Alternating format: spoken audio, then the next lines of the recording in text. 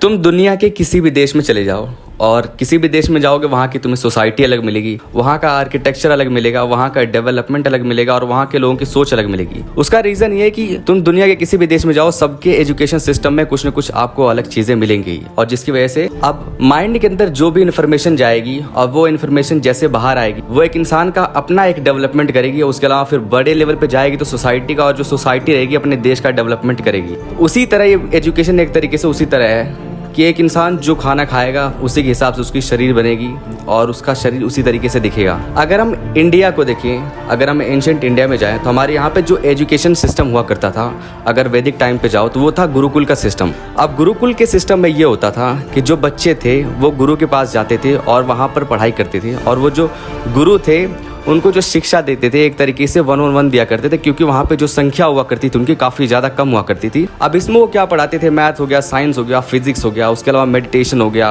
ये सारी चीज़ें उनको पढ़ाते थे। अब लेकिन ये जो चीज़ें उनको पढ़ाते थे ना, उनको कभी किताबों पर वो सारी चीज़ें लिखवाते नहीं थे, बाकायदा वो सारी चीज़ें उन्हें मुँह से बोलते थे और वो सारी चीज़ें सुनते थे और जब उनकी परीक्षा लेते थे वो, तो वही चीज़ें वो क्या करते थे, दोबारा वो बोलते थे। अब इससे फ़ायदा ये होता था कि उनका जो दिमाग था ना उसमें भी काफ़ी ज़्यादा अच्छा डेवलपमेंट होता था और अब इतनी इन्फॉर्मेशन अच्छी वाली आती थी, साइंटिफिक चीजें होती थी। तो हम देख सकते हैं कि हमारे जो एंशिएंट इंडिया था कितना सारा उसके अंदर डेवलपमेंट हुआ था। चाहे आप साइंस में देख लो, बहुत सारी ऐसी चीजें थी जो अब हम ढूंढते, लेकिन वो सारी चीजें काफी समय पहले ही लिखी जा चुकी थी क्योंकि इतना ज्यादा साइंस पे फोकस किया जाता था और उसी तरीके से हमारी सोसाइटी डेवलप हुई थी। अब ये गुरुकुल का सिस्टम था इंडिया के अंदर काफी समय तक चला, लेकिन जब ब्रिटिशर्स आते हैं तब 18th सेंचुरी के अंदर ब्रिटिशर्स क्या करते हैं, अपनी एक नई एजुकेशन पॉलिसी को इंट्रोड्यूस करते हैं। अब देखो इन्होंने अपनी एक नई एजुकेशन पॉलिसी इंट्रोड्यूस करी, तब ऐसा ये नहीं चाहते थे कि हमारे इंडिया का कोई बहुत ही ज्यादा डेवलप कर दे, हमारे जो लोग हैं वहाँ पे कोई एक मानसिक रूप से उनका उत्थान कर दे। उसका रीजन ये था ना, बैकग्राउंड में चीजें ये चल रही थी, उनके देश में उनका एक औद्योगिक क्रांति चल चुकी थी, इंडस्ट्रियल रेवोल्यूशन स्टार्ट हो चुका था तब। अब उसके हिसाब से लोगों को एक तरीके से लेबर चाहिए। अब इंडस्ट्रियल लेबर क्या था, उसके अंदर से बेसिकली मशीनें थी, साइंस थी, उसके अलावा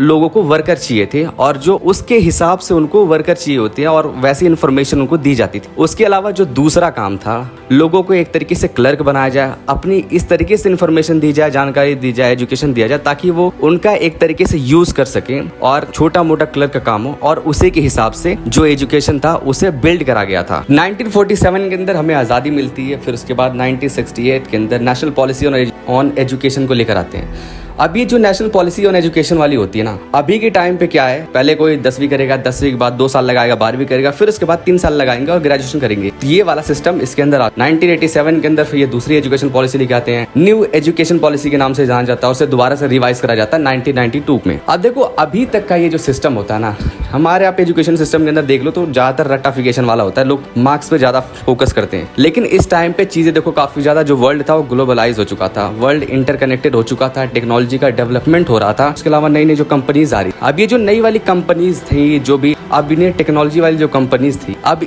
ये जो इन्हें वर्क फोर्स चाहिए वो चाहिए उनकी स्किल के बेस्ड पे, ये मेरिट पे पूरी तरीके से काम करती है, ना कि इस पे कि आप कितने ग्रेजुएशन करिए या कितने नंबर्स आपने अचीव करें, उस पर बेस नहीं होता। साल 2020 के अंदर हमारी गवर्नमेंट नई एजुकेशन पॉलिसी लेके आती है और जो कि काफी बढ़िया होती है। मॉडर्न जो वर्ल्ड जो रिक्वायरमेंट है एक तरीके से उसके हिसाब से उसे बनाया गया है। अगर आप इंडिया को देखो तो इंडिया के अंदर कौन सी ज्यादा स्ट्रीम है, एक तो आर्ट्स है, कॉमर्स है, साइंस है। इंडिया के अंदर जितने भी इंजीनियर्स है उसका लगभग 80% वो इंजीनियर्स है जिनका एक तरीके से इंजीनियरिंग कर लिए, लेकिन वो इंजीनियरिंग किसी काम की नहीं है, उनके पास वो स्किल नहीं है कि वो जॉब को अक्वायर कर सके, वो अपना 3 से 4 साल लगाते खैर वो भी बर्बाद। उसके अलावा जो आर्ट्स वाली स्ट्रीम रह जाती है, अब जिसने आर्ट्स या ह्यूमैनिटीज ले रखी है उसके पास कोई ऐसी टेक्निकल इन्फॉर्मेशन नहीं है, तो उसको जो जॉब मिलेगी उसका नेचर भी वही होगा, कोई टेक्निकल नेचर नहीं होगा। अब या तो वो कॉम्पिटिशन में जाएंगे तैयारी करने के लिए गवर्नमेंट जॉब में, या कोई छोटा मोटा अपना बिजनेस हो सकता है वो खोलेंगे।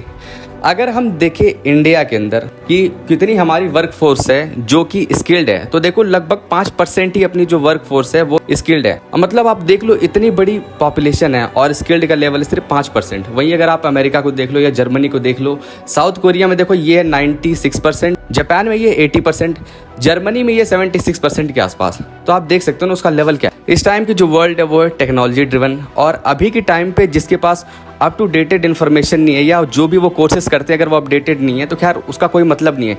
इसीलिए लोग यहाँ पे इतनी ज़्यादा मतलब कि इंजीनियरिंग करते हैं, इंजीनियरिंग में मतलब लगभग 4-5 साल अपना लगा देते हैं, लेकिन फिर भी 80% लोग ऐसे ही बैठे हुए हैं, उनको खैर जॉब नहीं मिल पाती है क्योंकि वो अप टू डेट है ही नहीं उसके हिसाब से। वहीं आप अगर आप अमेरिका को देख लो या कहीं वेस्टर्न कंट्री को देख लो तो वहाँ पे लोग फोकस करते हैं वोकेशनल ट्रेडिंग के अंदर। अब देखो जो वोकेशनल ट्रेनिंग होती है ना, कि अगर जब बंदा अपना स्कूलिंग के टाइम पे होता है तो उसी टाइम पे वो सारी जो कई सारी स्किल होती है वो सीखता है, जिसके जरिए मतलब एक तरीके से पैसा कमा सकता है। लेकिन अपने इंडिया के अंदर देखो ना, तो लोग पढ़ाई तो करते हैं लेकिन पढ़ाई सिर्फ एक तरीके से रटते हैं और नंबर के लिए पढ़ाई करते हैं, और वोकेशनल ट्रेनिंग का कोई ऐसा सिस्टम नहीं था। लेकिन अभी वाली जो नई वाली एजुकेशन पॉलिसी आई है उसके अंदर वोकेशनल ट्रेनिंग का ऑप्शन है। अब यही रीज़न है, आप जर्मनी को देख लो या किसी और देश को देख लो, कि उनकी जो वर्क फोर्स होती है ना काफ़ी ज़्यादा स्किल्ड होती है। उसका रीज़न ये है कि भले उन्होंने स्कूलिंग टाइम पर ही थोड़ी बहुत स्किल ले ली है, जिसकी वजह से उनकी जो वर्क फोर्स होती है काफ़ी ज़्यादा स्किल्ड हो जाती है।